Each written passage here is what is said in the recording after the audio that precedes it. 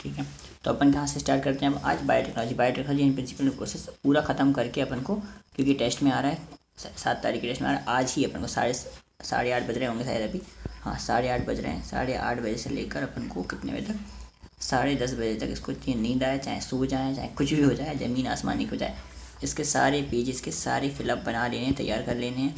जितने भी अच्छे क्वेश्चंस बन सकते हैं फिलअप के फॉर्म में वो सारे कन्वर्ट कर लेंगे और सारी चीज़ों को समझ लेंगे गहराई से, ठीक है, और ख़त्म करेंगे। ठीक है, नींद आती है टाइम पता है, पर इसको ही कंट्रोल करना है, कुछ कैसा करेंगे नींद ना आए आगे से, है ना। कोशिश तो मैं करूँगा 15-20 मिनट वाले 100 ज़्यादा देने पड़े प्राणायाम वगैरह में, लेकिन शायद तक तो नहीं आनी चाहिए कम से कम, है ना।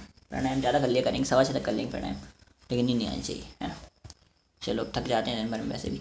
बायोटेक्नोलॉजी इज़ द प्रोसेस, देखो biotechnology is the process, technology is used in living organism to European and for the production process useful humans. ठीक है, तो इसमें क्या क्वेश्चन आ सकता है, बायोटेक्नोलॉजी जो है वो टेक्निक है लिविंग ऑर्गेनिज्म को यूज़ करने के लिए और प्रोडक्ट और प्रोसेस ह्यूमन के लिए यूज़फुल है उनको लेने के लिए। तो अब यहाँ पे क्वेश्चन आ सकता है कि बायोटेक्नोलॉजी इज टेक्निक, ठीक, ओके, तो इसमें तो कोई क्वेश्चन नहीं बन सकता ऐसा। अब यूरोपियन फेडरेशन का क्वेश्चन बन सकता है कि ये क्या है ना। तो ऐसा क्वेश्चन बन सकता है कि यूरोपियन फेडरेशन ऑफ बायोटेक्नोलॉजी का फुल फॉर्म पूछ सकते हैं, बहुत बार वैसा हुआ है, ऐसा पहली बार नहीं हुआ। यूरोपियन फेडरेशन ऑफ बट इसका कलर चेंज करना पड़ेगा, इसका कलर चेंज करो, ये सही है, मुझे लगता है 2 लग गए इस पर, हाँ ये सही है, अब सही है। तो यूरोपियन फेडरेशन ऑफ बायोटेक्नोलॉजी ने क्या करा, उनने ये बताया कि biotechnology is an integration of natural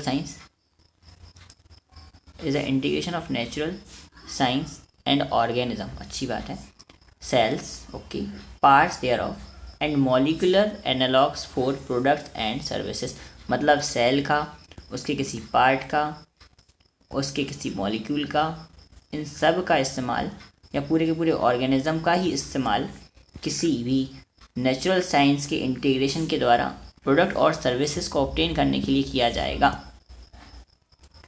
ठीक है, तो इंटीग्रेशन ऑफ नेचुरल साइंस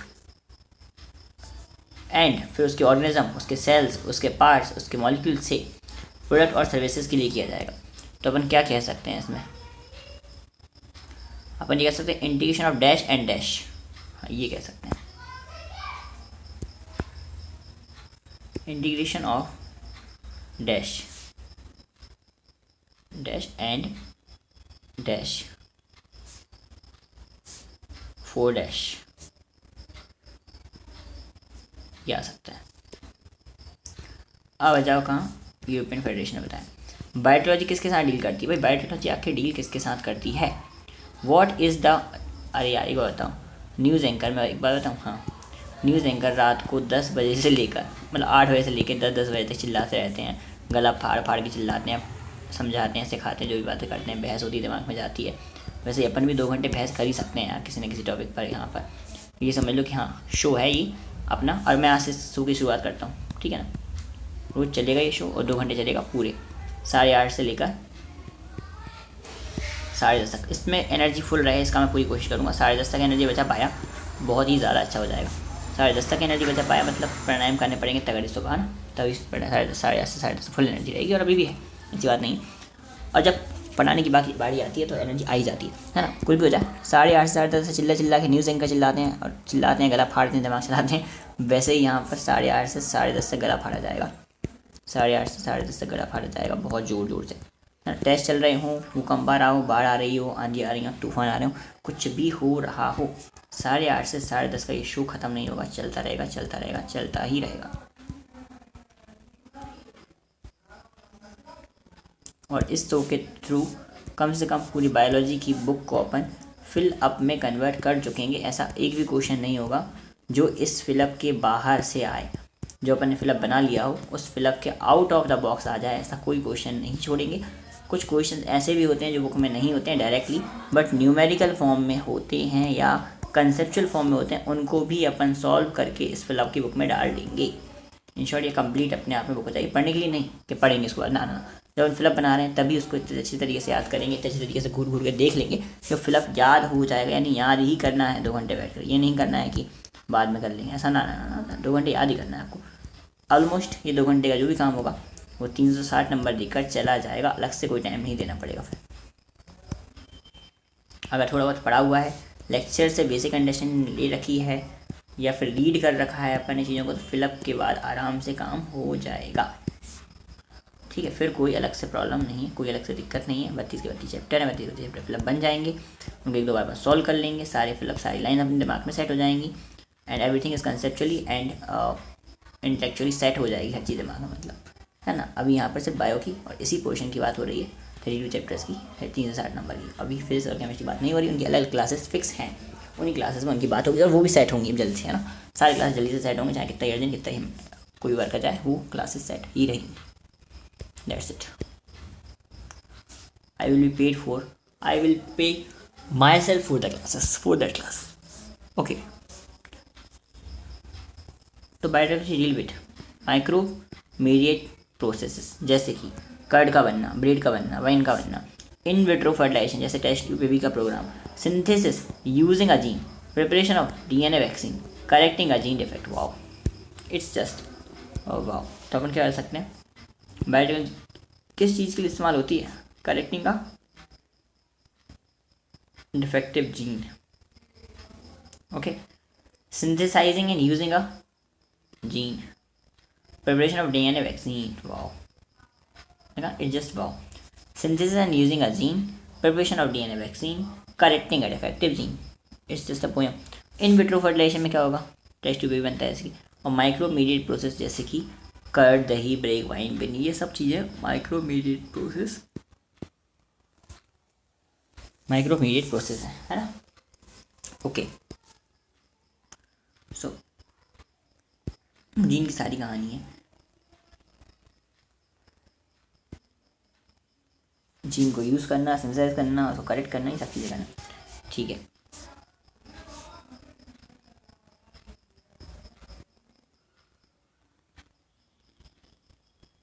एक, 2, 3, 4, 5 पेज हैं, जल्दी करना पड़ेगा अपन को, तो जल्दी फास्ट करना पड़ेगा काम, जल्दी करने पड़ेंगे, टिक लगाने पड़ेंगे। हाँ, सबसे पहले प्रिंसिपल की बात करें तो जेनेटिक इंजीनियरिंग की बात कर रहे थे। जेनेटिक इंजीनियरिंग में क्या होता है? जेनेटिक इंजीनियरिंग में क्या बोल रहे हैं अपन? जेनेटिक इंजीनियरिंग में ये जो दिख रहा है ना, genetic engineering, the technique in which genetic material is chemically Altered. तो जेनेटिक मटेरियल को क्या किया अपन ने? केमिकली उसको अल्टर कर दिया। Genetic material chemically Altered and introduced in, पहले अल्टर किया और उसके बाद इंट्रोड्यूस किया किस में? होस्ट में। क्यों किया होस्ट में इंट्रोड्यूस अपन ने? चेंज करने के लिए। क्या चेंज करने के लिए? To change the phenotype of the organism. Okay, so basically 3 work अपने पास यहाँ पर है। क्या 3 वर्क है? पहले डीएनए और जेनेटिक मटेरियल है उसको केमिकली अल्टर्ड किया जाता है, इसके बाद अल्टर्ड किया जाता है और उसको फिर होस्ट में डाला जाता है। होस्ट में डालने के बाद क्यों डाला जाता है? क्योंकि उसका ऑर्गेनिज्म का फिनोटाइप चेंज करने के लिए। तो alter, introduce and change, AIC। ओ भाई साहब,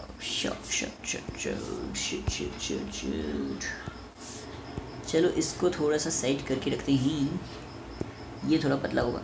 हाँ, ये थोड़ा पतला है। AIC, altered, introduced and change the phenotype।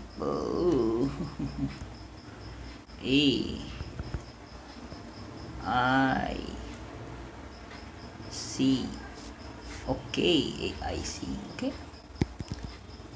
so this is the reason, है ना, AIC is the reason। then bioprocessing engineering क्या होती है? maintaining of sterile ambience in the chemical engineering process for growing desired microscope for the cell manufacturing of antibiotics and vaccine। मतलब अपन को sterile environment बनाना है, simple सी बात है। क्या बनाना है अपन को? स्टेराइल एम्बियंस बनाना है।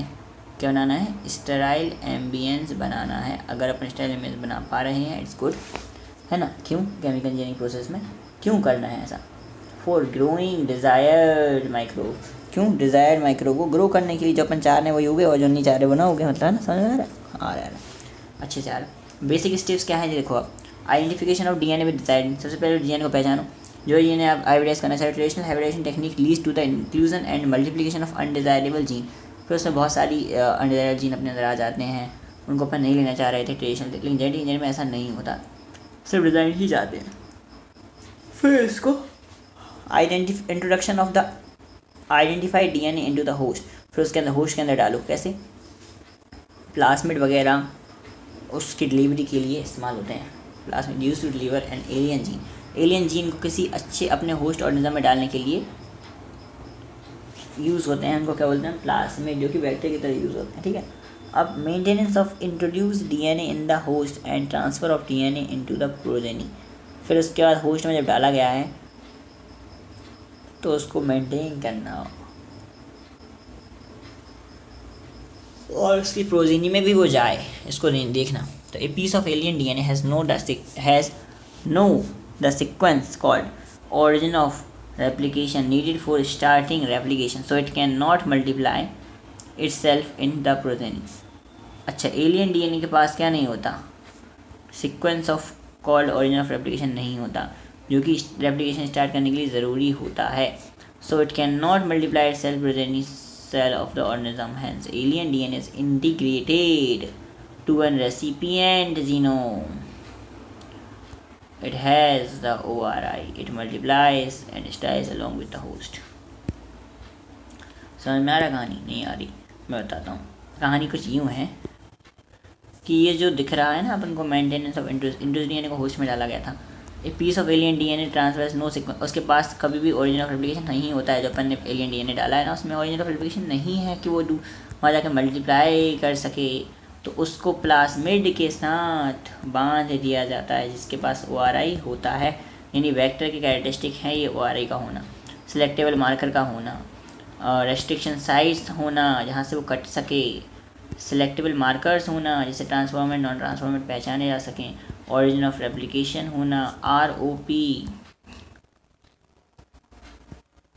फिर region of protein synthesis, ROP कुछ और होता है, जो भी होता है अच्छा होता है ना कोर्स, है ना, कोर्स फॉर प्रोटीन ऐसा कुछ होता है, प्रोटीन ROP, ये सब कुछ होना। तो अपन यहाँ पे कुछ नहीं बोले, हाँ यहाँ पे तो ये सब रिपीट होगा आगे जाके, तो कोई दिक्कत ही नहीं है।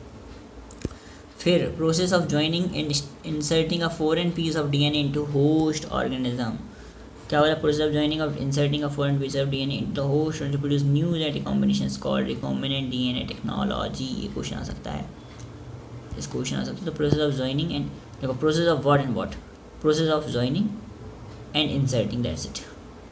क्या joining and inserting, process of dash and dash a foreign piece of DNA, हाँ ज्वाइनिंग एंड पहले ज्वाइन करेंगे और इंसर्ट करेंगे, किस में, इनटू होस्ट ऑर्गेनिज्म, क्या प्रोड्यूस करने के लिए, to new produce new genetic combinations, इसको हम बोलते हैं रिकॉम्बिनेंट डीएनए टेक्नोलॉजी। मतलब पहले उसको जोड़ो फिर उसको इंसर्ट कर दो होस्ट ऑर्गेनिज्म में, नए से नया जेनेटिक कॉम्बिनेशन बन जाएगा, इसी को हम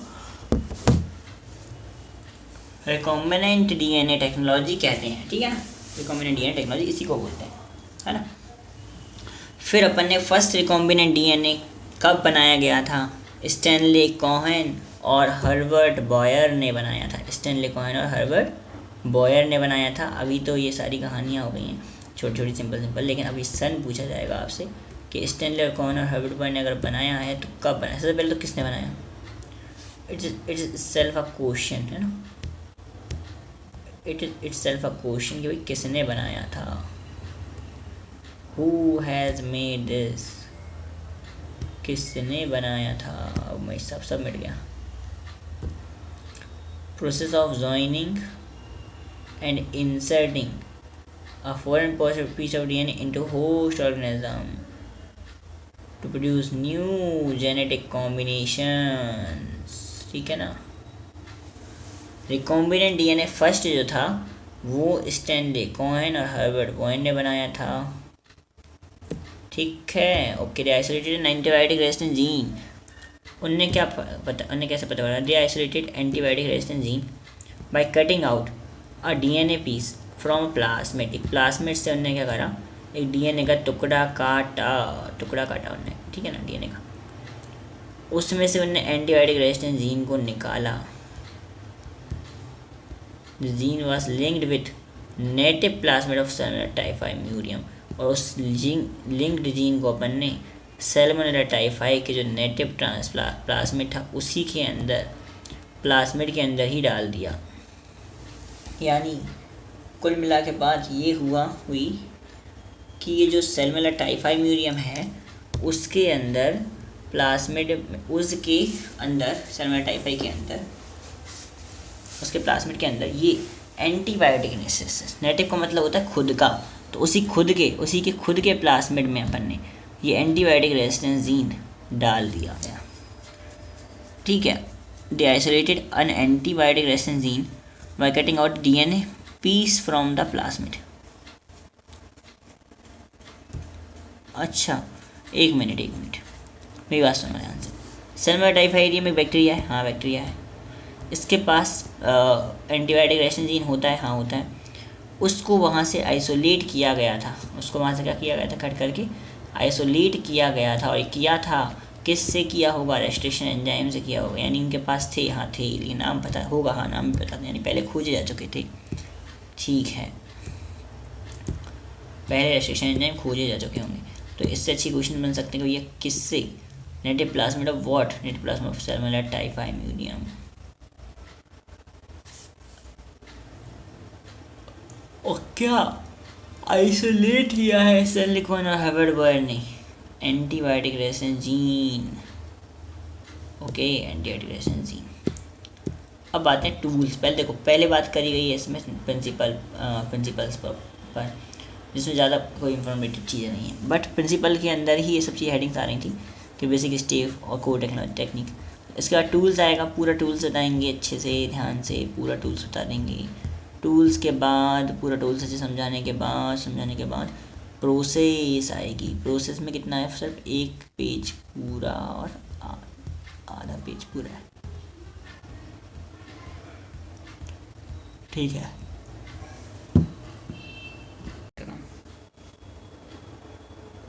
देखो रिकॉम्बिनेंट डीएनए टेक्नोलॉजी से अपन ने बना लिया ना, रिकॉम्बिनेंट डीएनए टेक्नोलॉजी का अपन ने बना लिया। मेरी इस वीडियो अगर 2x से ना देखकर 0.5x पे देखना तो वो भी देख सकते हैं, कोई दिक्कत नहीं है ना। आइसोलेशन भी कर लिया अपन ने, उसका आइडेंटिफायर को अपन ने होस्ट के अंदर डाल दिया, होस्ट के अंदर डालने के बाद उसकी कॉपी बनाने के लिए प्लाज्मिड के साथ उसका फ्यूज़ भी करवाया था रिकॉम्बिनेंट डीएनए बनाकर, और फाइनली अपन ने रिकॉम्बिनेंट डीएनए बनाने के तैयार कर लिया। अब tools for recombinant DNA technology की पहली बात करें, रेस्ट्रिक्शन एंजाइम्स। क्या होते हैं, मॉलिक्यूलर सीजर्स होते हैं, क्या करते हैं, एंजाइम्स जो है वो कट करते हैं डीएनए को स्पेसिफिक साइज से। तो enzymes that cut the DNA, cut DNA at specific size into fragment. कहाँ से काटते, cut DNA at specific size at dash size, कौन सी side, specific size into fragments. They belong to the class of enzyme called nucleases. किस class में आते हैं, nucleases में आते हैं। कितनी NDC3 में 2 एंजाइम जो है वो खोजे गए थे जो कि रेस्ट्रिक्ट कर रहे थे बैक्टीरियोफेज की ग्रोथ को ई कोलाई में।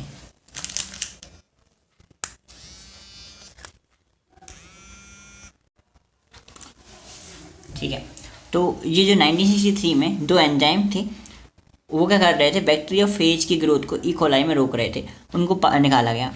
एक एंजाइम मिथाइल ग्रुप ऐड करता था, तो ये क्वेश्चन पूछा जाएगा कि एंजाइम क्या करता था, मिथाइल ग्रुप ऐड करता था, क्या करता था, added dash to DNA, what, methyl group. Other क्या करता था, other cut the DNA, other क्या करता था, जो कि रेस्ट्रिक्शन एंडोन्यूक्लियस था वो कट कर रहा था। तो अदर जो कि डैश है वो क्या करता था, कट करता था। तो कट में अपन को पता है कौन है वो, रेस्ट्रिक्शन एंडोन्यूक्लियस है, ठीक है ना, okay. Enzyme that cut the DNA at specific size, ठीक है ना, ये हो गया, इज कॉल्ड न्यूक्लियसेस।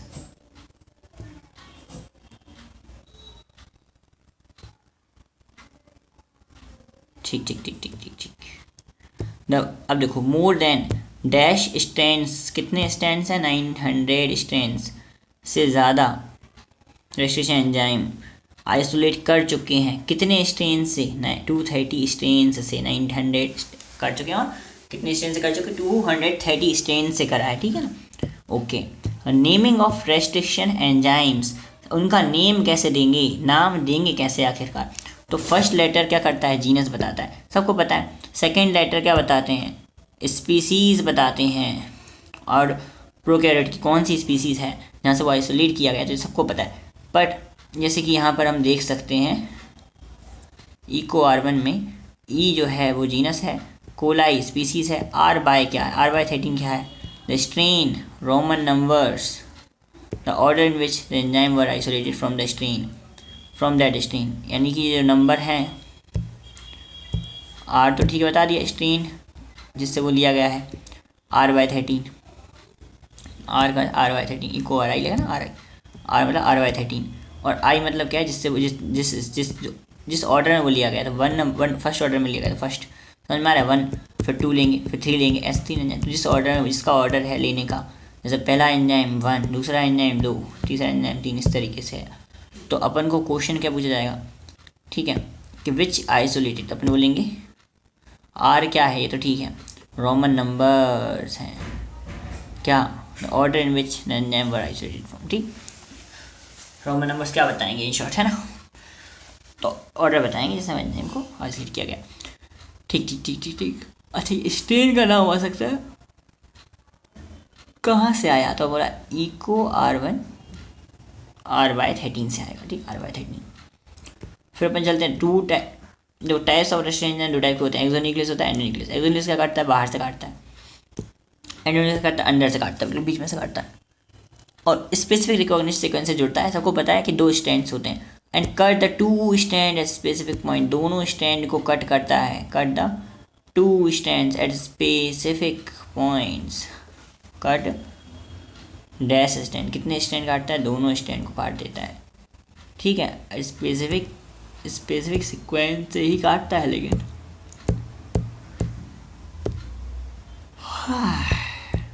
सॉरी यार,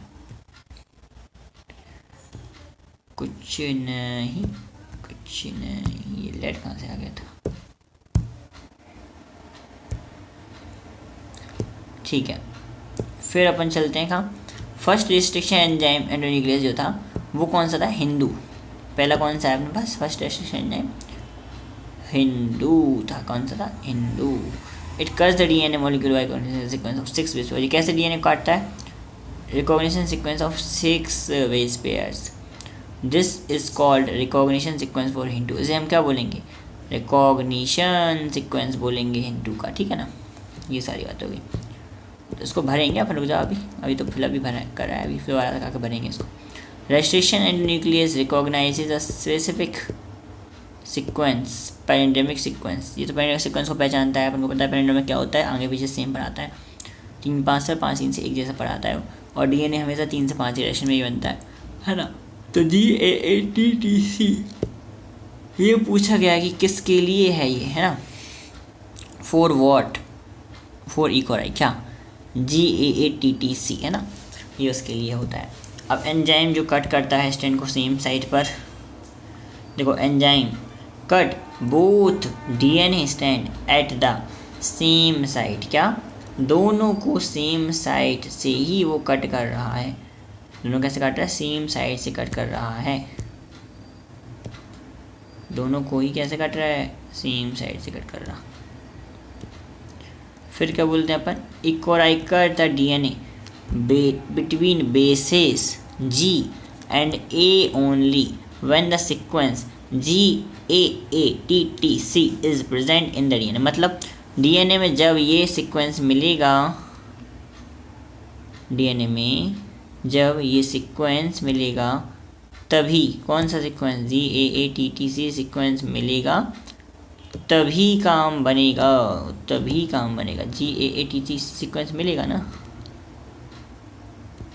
GAATTC सीक्वेंस मिलेगा ना, तभी काम बनतमान, अदरवाइज ना बनतमान, ठीक है। GAATTC सीक्वेंस मिलेगा तो देखो बबुआ, अब थोड़ी अपनी भाषा पे बोल आ जाए अपन, तो हम तुम्हें बताई, ध्यान से सुनिए, हाँ, GAATTC मिलतवान, GAATC अगर मिलतवान तभी GAATC मिलतवान GAATC मिलतवान तभी ये कोराई काटतवान DNA और कहाँ से काटतवान G और A के बीच में से काटतवान only when the sequence GAATTC present the DNA। Okay, तो जब GAATTC प्रेजेंट होता है तभी G और A के बीच में से काट देता है।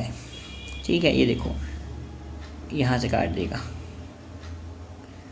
ठीक है ना है वान? ठीक है वान। जैसे कि हम बता रहे हैं, अब देखो यहाँ से, देखो यहाँ से काट देगा, यहाँ से तो नहीं काटेगा पर G और A के बीच में से काटना है, तो G और A के बीच से काट देगा तो बन जाएंगे स्टिकी एंड्स। ये देखो स्टिकी एंड बन गया ना।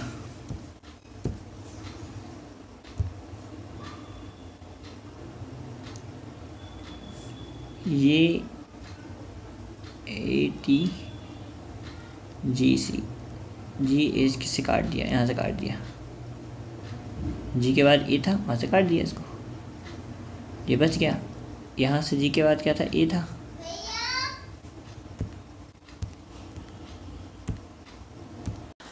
तो ये G, मैं क्या बोल रहा था, कुछ नहीं है वैसे। आज देखो G और A यहाँ भी दिखेंगे, वो काट देगा। यहाँ पे G के बगल में A था, काट दिया, यहाँ से सब कुछ हटा दिया। यहाँ से G की दुनिया ही जला देंगे, सारी होश मिटा देंगे, इसने मिटा दिए और इन्होंने चिपका दिया, तो स्टिकी एंड आपस में क्या हो जाएंगे, चिपक जाएंगे। ठीक है ना, कौन चिपकाएगा वो बाद में बात करेंगे। जॉइंटेड स्टिकी एंड से वो जुड़ जाते हैं, स्टिकी एंड से वो जुड़ जाते हैं, है ना। ठीक है, तो स्टिकी एंड से जुड़ते हैं तो अपन क्या बोलेंगे, सबसे पहले तो ये क्वेश्चन आएगा, DNA फ्रेगमेंट कहाँ से जॉइंट होते हैं, स्टिकी एंड से जॉइंट होते हैं। कहाँ से जॉइंट होते हैं, स्टिकी एंड से जॉइंट होते हैं।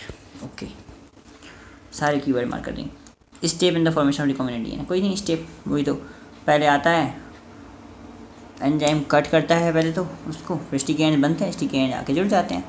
और G एक थोड़ा सा साइड से काटता है, सेंटर के थोड़ी सी साइड से काटता है, जहाँ पे G और A मिल रहे होते हैं वहीं से काटता है ना, लिखा भी है इसमें ये वाली बात कि लिटिल अवे से काटेगा। Cut the DNA strand little away, little away की जगह लिटिल फार भी हो सकता था, लिटिल क्लोज भी हो सकता था, कट स्ट्रैंड फ्रॉम सेंटर भी हो सकता है। कट द DNA स्ट्रैंड और little away from the centre of point wise sequence but between the same two bases on the opposite strands, यानी कि but between the same two bases, यहाँ पे क्या आएगा, but between the same two bases on the opposite stand पे same two bases के बीच में काटते हैं। बहुत ज़्यादा इंपॉर्टेंट लाइन है, बहुत ही ज़्यादा है, मतलब मैं क्या कहूँ, क्या बताऊँ इसको, कैसे बताऊँ, कैसे इस लाइन को कैसे इंपॉर्टेंट है, उसको ऐसे बता देता हूँ, इतनी ज़्यादा इंपॉर्टेंट है ना। इसके बाद अपने आते हैं this leaves the single standard over hanging stretches at the ends. इससे क्या होता है, single standard over hanging stretches बचते हैं, इन्हीं को स्टिकी एंड्स कहा जाता है ना, स्टिकी एंड्स कहा जाता है इन्हीं को। तो ओवर हैंगिंग स्ट्रेचेस को ही क्या बोलते हैं, स्टिकी एंड्स।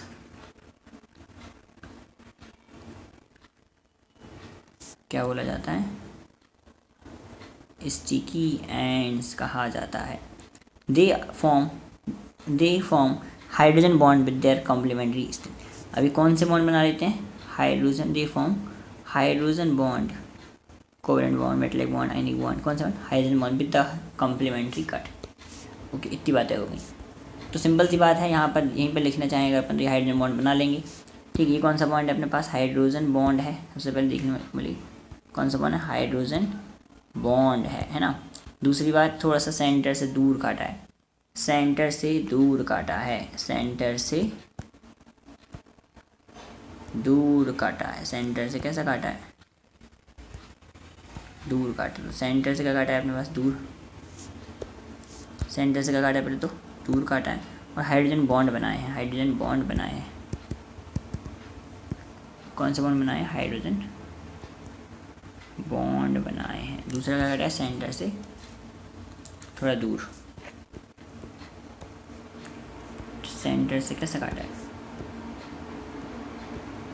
दूर काटा है, ठीक है। सेंटर से कैसे काटा है अपन ने, दूर काटा, सेंटर से दूर काटा और हाइड्रोजन बॉन्ड बना, ठीक। अब अपन उनकी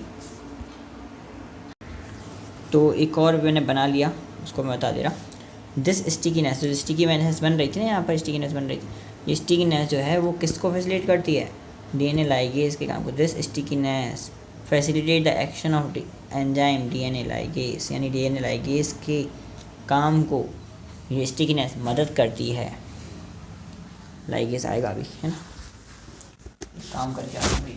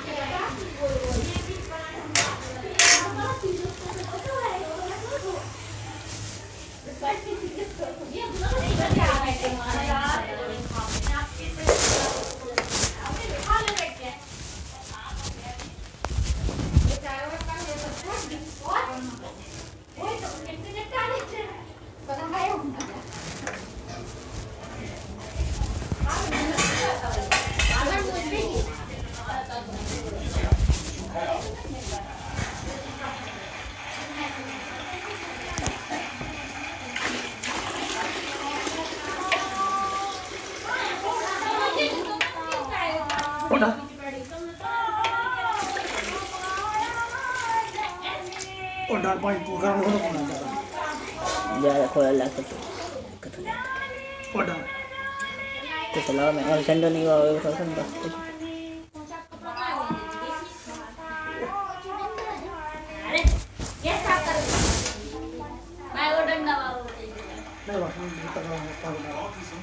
तो फिर नहीं है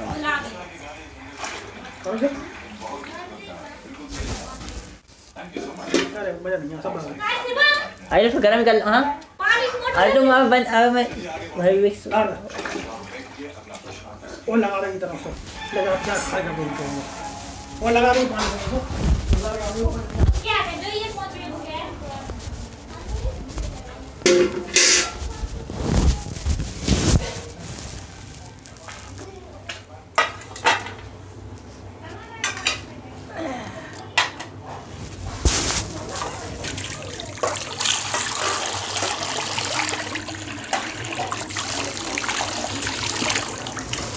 अभी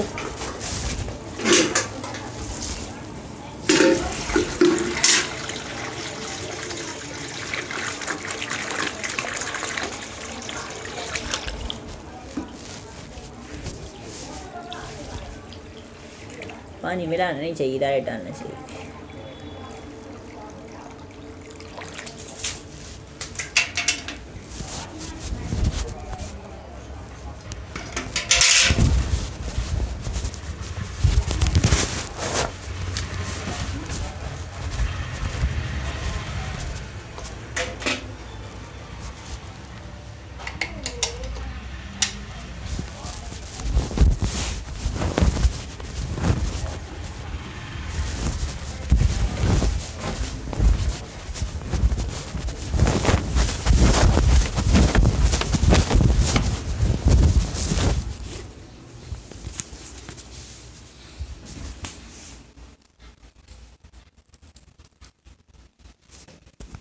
अभी अगर मैं नहीं लगाता, सारा पेज रिकॉर्ड हुआ था वो मिट जाता, सोच।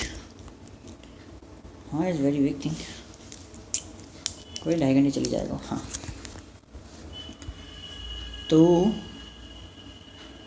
अच्छा ओके सॉरी रिकॉर्ड चल रहा था, कोई बात नहीं, अब इसे काटेंगे थोड़ी ना, है ना, कुछ काम था इसका आया था। चलो ठीक है। जब when cut by the same restriction, अब ये सारा कंसेप्चुअल चैप्टर है, पहले तो समझ नहीं पड़ता कहीं ना कहीं से, बट इसकी लाइन्स आ जाती हैं, चीज़ें अपन को आनी चाहिए, है ना, सिंपल सी बात ये है। तो आ रही हैं सारी लाइन, सारी चीज़ें अपन देख ली हैं। जब अगर restriction enzyme same restriction enzyme से काटा होगा तो जो फ्रेगमेंट बनते हैं, है ना, उनके पास सेम काइंड के स्टिकी एंड्स होते हैं और वो डीएनए लाइगेज की तरह जुड़ते हैं। तो लेकिन रेस्ट्रिक्शन एंजाइम कैसे होने चाहिए? सेम होने चाहिए, है ना, ये बात में सेम रेस्ट्रिक्शन एंजाइम होने चाहिए। When cut by dish same restriction enzyme, तो जो फ्रेगमेंट बनेंगे उनका सेम काइंड के स्टिकी एंड बनेंगे, जिससे क्या होगा, वो ज्वाइन हो जाएंगे डीएनए लाइगेज के थ्रू। ठीक है,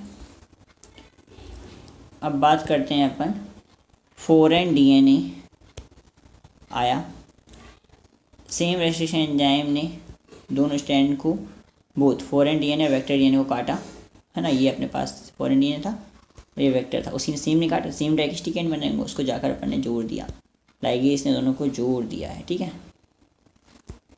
लाइगेज ने क्या किया, दोनों को अपन को जोड़ दिया, ये देखो, तो ये क्या बना अपने पास, रिकॉम्बिनेंट डीएनए बन गया। देखो रिकॉम्बिनेंट डीएनए मतलब ट्रांसफॉर्मेशन होगा अब इसका।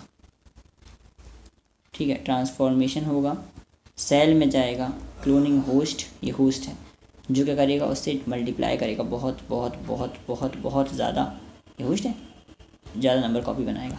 ठीक है, ये सारी कहानी थी। अब separation and isolation of DNA fragments, अब जब अपने पास डीएनए कट चुके हैं, डीएनए अपन ने काट लिए, बहुत सारे डीएनए के हिस्से अपन ने कर लिए, उन डीएनए के जो हिस्से हैं उनको काटा जो है अपन ने, उस काटे हुए हिस्सों को निकालना होता है, और निकालने के लिए इस्तेमाल करते हैं आइसोलेशन एंड, कैसे करा जाता है, जेल इलेक्ट्रोफोरेसिस से करते हैं। तो अपन क्या बोलेंगे, DNA fragment are separated, DNA fragment are separated by technique called gel electrophoresis. देखो एम्प्लीफिकेशन अलग चीज़ होती है, सेपरेशन अलग चीज़, तो सेपरेशन करना है, सेपरेशन करना है किस टेक्निक से करेंगे, सेपरेशन जेल इलेक्ट्रोफोरेसिस से करेंगे। ठीक है, तो इसमें एक चीज़ तो छोड़नी पड़ेगी खाली, कहीं ना कहीं ऐसा क्वेश्चन नहीं बन सकता, अपन को करना पड़ेगा DNA segment are separated by gel electrophoresis. ठीक है ना, तो उससे सेपरेट होते हैं। तो जैसे कि डायग्राम में अगर अपन देखें तो डीएनए बैंड्स हैं, ये डीएनए के बैंड्स हैं, स्मॉलेस्ट जो है सबसे दूर है और लार्जेस्ट सबसे यहाँ पर है, यहाँ पर एक ही यहाँ पर जैसा आ रहे हैं, तो ये अभी तक इसका कुछ हुआ ही नहीं है, मतलब ये वाला जो बैच है इसके साथ अभी कुछ भी नहीं हुआ, मतलब इसके साथ कोई बैक्टीरिया वायरस कुछ भी नहीं मिल रहा, ये फ्री है अभी तो, समझ में आ रहा है। मतलब ये जो डीएनए है बिल्कुल सारा सिंपल है, किसके साथ कोई भी फ्यूज़न नहीं हुआ किसी का भी, ये वो हैं जो रिकॉम्बिनेंट बने हैं। तो अगर जेल इलेक्ट्रोफोरेसिस हो रही, लेन 1 में लाए, migration of undigested DNA fragment, undigested, digest हुआ ही नहीं है, कटा ही नहीं है, और 2 to 4 डाइजेस्टेड वाले हैं। ठीक है, तो क्वेश्चन आ सकता है, क्या क्वेश्चन आएगा, क्वेश्चन ये आएगा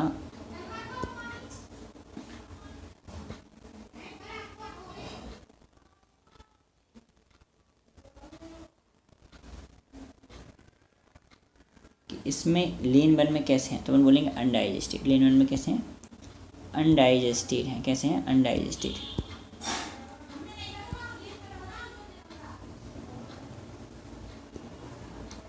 लेन 1 में कैसे हैं, अनडाइजेस्टेड, और लेन 2 में कैसे हैं, डाइजेस्टेड। तो ये लेन 1 और लेन 2 पूछ सकते हैं अपन से, ठीक है, ध्यान रखना।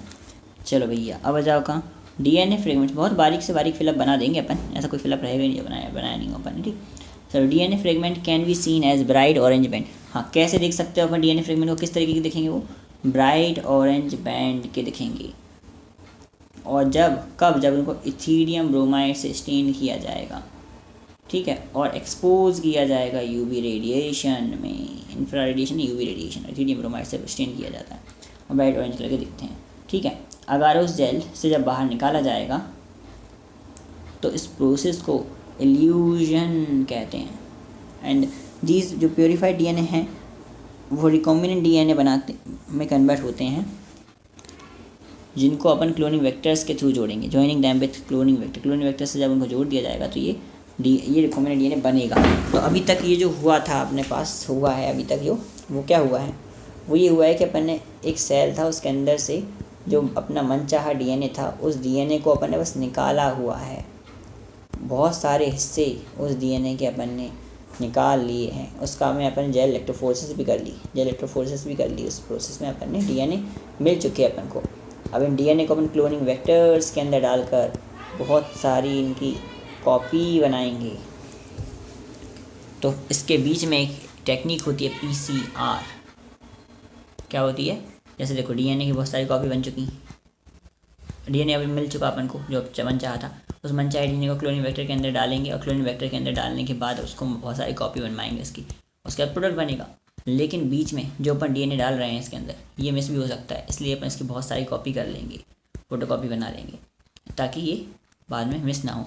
दूसरा जो क्लोनिंग वेक्टर है इसमें भी अपन को ट्रांसफॉर्मेंट नॉन ट्रांसफॉर्मेंट पहचानने पड़ेंगे, इसलिए सिलेक्टेबल मार्कर अपन को पढ़ना है। तो उनको PCR और सिलेक्टेबल मार्कर ये बहुत इंपॉर्टेंट प्रोसेसेस होती हैं, जीन्स होते हैं। इंपॉर्टेंट प्रोसेस है ये, इंपॉर्टेंट जीन है, ठीक है ना। तो ये भी अपन सब देखेंगे, अभी आ रहा है सब कुछ, टेंशन नहीं है। क्लोनिंग वेक्टर्स क्या होता है देखो, रेस्ट्रिक्शन एंजाइम के बाद रेस्ट्रिक्शन एंजाइम में क्या आया देखो, 900 रेस्ट्रिक्शन एंजाइम 230 स्ट्रेन से मिले हुए हैं। पहला रेस्ट्रिक्शन एंजाइम HIND2 था।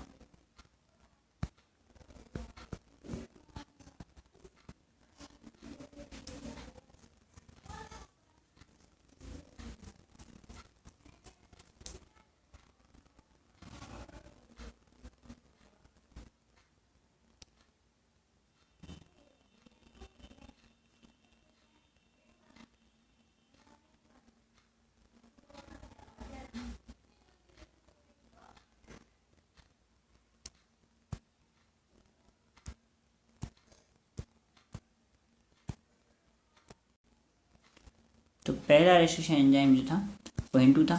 फिर रेस्ट्रिक्शन एंजाइम क्या करता है, स्पेसिफिक सीक्वेंस से काटता है डीएनए को, है ना। EcoRI की बात करें, EcoRI क्या करता है, इसमें बारे में नामांकित के बारे में बताया, वो अपन को पता पड़ गया। और ये कहाँ से काटता है, HIND2 6 बेस पेयर से काटता है स्पेशल सीक्वेंस से।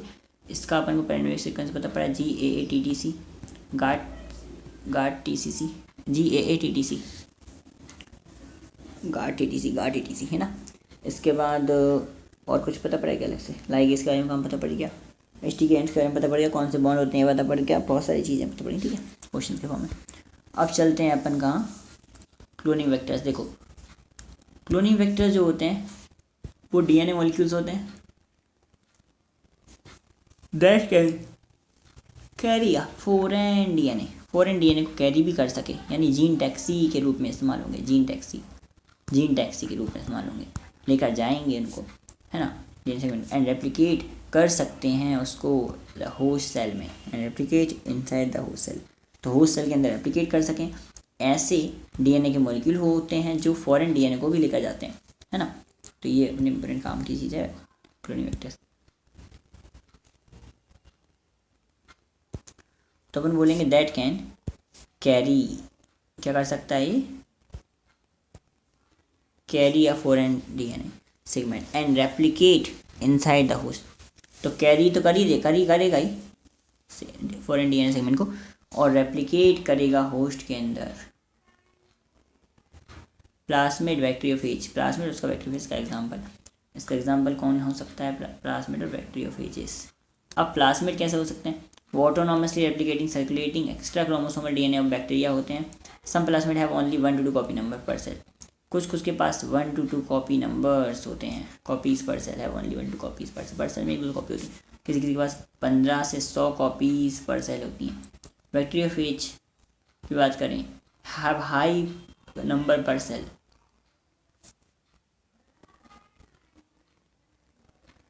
High number per cell, very high copy number, very high, तो have very high copy number, have dash copy number, very high copy of the genome within the bacterial cells. When the cloning vectors are multiplied in the host, the linked piece of the DNA is also multiplied.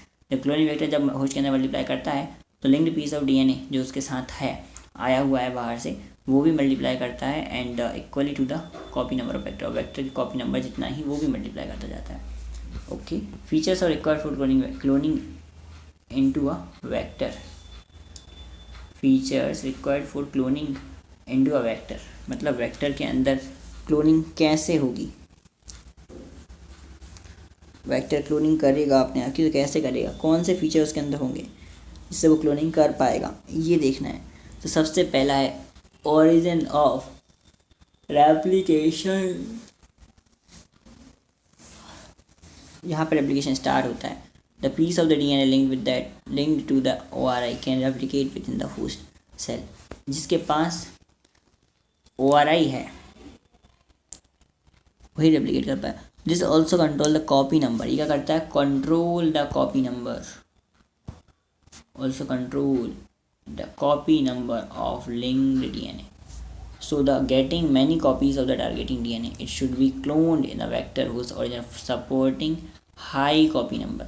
तो अपन ने कहा कि high copy number, getting many copies of target DNA, it should be cloned in a vector whose origin supports high copy number। मतलब अगर high copy number वाले में देना तो high copy number support करने पड़ेंगे आपको, तभी अपन उसको काम में ले पाएंगे। चिंग चिंग चिंग चिंग चिंग चिंग चिंग चिंग चिंग चिंग, समझ में आया क्या?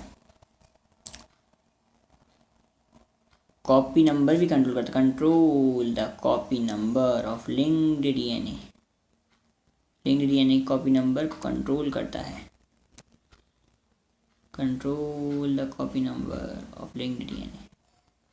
For getting many copies of the target DNA, it should be linked with the cloning vector having host origin support high copy number, जिसका origin क्या करे, host origin support high copy number, high copy number को support करता हो, उसी के साथ इस्तेमाल होनी चाहिए। तो origin रेप्लिकेशन होना भी चाहिए और support high copy number को भी support करना चाहिए अगर आपकी डिमांड वैसी है तो। सिलेक्टेबल मार्कर की हम बात करते हैं। सिलेक्टेबल मार्कर क्या होता है, मार्कर जीन होता है। ये क्या करता है, ये नॉन ट्रांसफॉर्मेंट को ट्रांसफॉर्मेंट से अलग हो करने में मदद करता है। रिकॉम्बिनेंट की बात नहीं हो रही है, ट्रांसफॉर्मेंट नॉन ट्रांसफॉर्मेंट की बात हो रही सिर्फ। तो transformation is a procedure through which a piece of DNA is introduce into host bacterium. अपने डीएनए का पीस, द ट्रांसफॉर्मेशन क्या है, डैश इज द प्रोसेस, क्या ट्रांसफॉर्मेशन इज द प्रोसेस जिसके थ्रू क्या होता है, piece of the DNA introduce किया जाता है होस्ट बैक्टीरियम में, तो उस बैक्टीरिया को ट्रांसफॉर्मेंट कहा जाता है। If transformant does not take place it is non, और ट्रांसफॉर्मेंट नहीं हुआ तो नॉन ट्रांसफॉर्मेंट।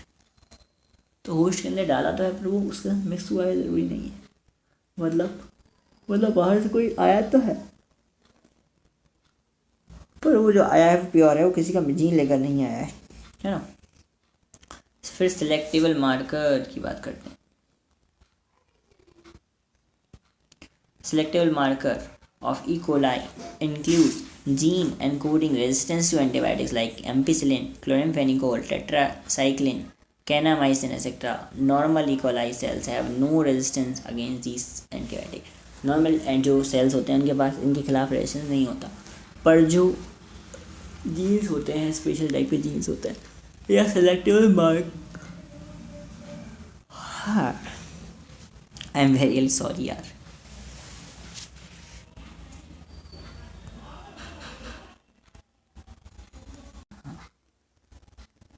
चलो ये अब नो, ये क्या बोल रहा था, डैश इज अ प्रोसीजर, हाँ तो ट्रांसफॉर्मेशन इज अ प्रोसीजर, ठीक।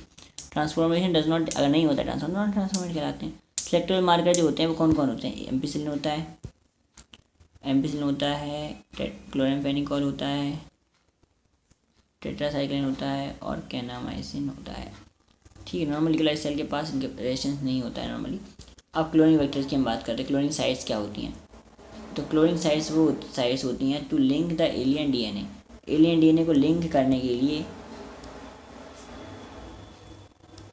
The vector needs a single or very few recognition site, मतलब वेक्टर के पास बहुत कम रिकॉग्निशन साइट होनी चाहिए फॉर रेस्ट्रिक्शन, वेरी फ्यू या फिर निकला सिंगल और वेरी फ्यू, या तो सिंगल ही हो या कैसी हो, needs a single or very few recognition sites for restriction. क्यों, क्योंकि many more than one recognition site जो होगी वो जनरेट बहुत सारे फ्रेगमेंट बना देगी। उससे क्या होगा, कॉम्प्लिकेट हो जाएगी जीन क्लोनिंग। क्या होगा, इट कॉम्प्लिकेट या सिंप्लीफाई, नो सिंप्लीफाई नहीं, complicate the gene cloning. Okay, तो मोर देन वन अगर रिकॉग्निशन साइट्स होगी तो अब ligation of alien DNA is carried out by, जो लाइगेशन है वो कहाँ होगा, of the alien DNA is carried out at a restriction site present in one of the two antibiotic resistant gene। मतलब वो कहाँ हो जाएगा, किसी भी एक एंटीबायोटिक रेजिस्टेंट जीन के ऊपर से जोड़ देंगे। अब लाइगेट जब कर देंगे अपन, जैसे कि ligation of foreign DNA BAM-H1 site of tetracycline, मतलब जो BAM-H1 साइट है टेट्रासाइक्लिन के लिए, उस पर अपन ने लाइगेज कर दिया फॉरेन डीएनए, तो क्या हो जाएगा, तो उससे ये होगा कि resistance gene in the resistance gene tetracycline resistance gene in the vector PBR2। देख मैं बता रहा हूँ, ध्यान सुनना, बहुत इंपॉर्टेंट बात है। PBR2 जो है ना वो एक वेक्टर है, उस वेक्टर में BAM-H1 साइट है और वो टेट्रासाइक्लिन के लिए रेजिस्टेंस जीन है ना, टेट्रासाइक्लिन के लिए रेजिस्टेंस जीन है। उसकी जगह पर अपन ने डीएनए को डाल दिया, फॉरेन डीएनए को डाल दिया, तो इससे क्या हो जाएगा, इससे ये हो जाएगा,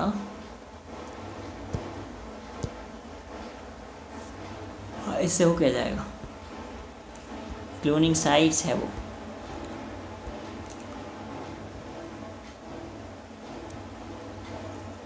फिर क्या एज अ रिजल्ट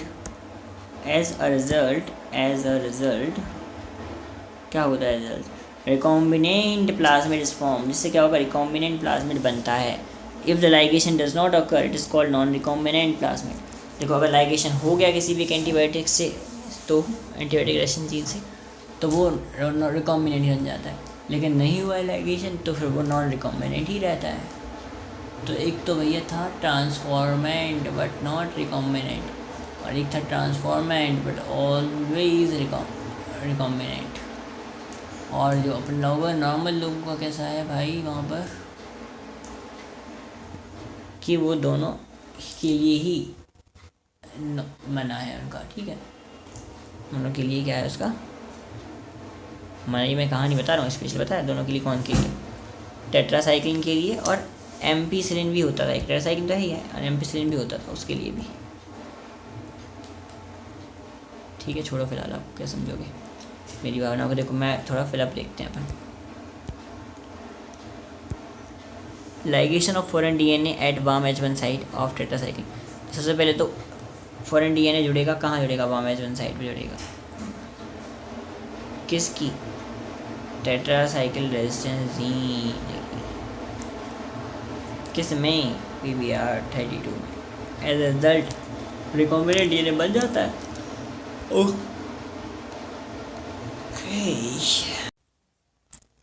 तो भाई बहुत ही भारी नींद के चलते जो 8 से 10:30 का शो था उसे अभी 9:30 तक ही रखा गया है, 8:30 से 9:30 तक ही रखा गया है ऐसे, क्योंकि नींद रोकने से कोई फ़ायदा नहीं है। पानी पी के सोया जा रहा है फ़िलहाल, तो फिर देखेंगे सुबह क्या होता है, कितने बजे निकलती है, और कोशिश की जाएगी 4 बजे की, लेकिन 10 बजे नहीं लगी तो 11, 12, 1, 2, 3, 11, 12, 1, 2, 3, 4, 6 घंटे हो जाएंगे, और 6 घंटे ज़्यादा, ठीक है। तो देख लेते हैं, और बाकी रही बात चैप्टर की तो इसको कल क्लोज कर देंगे अपन। काफ़ी सुंदर चैप्टर है, अच्छा है, मतलब शानदार है। सर ने करवा दी क्वेश्चन में से बहुत सारे।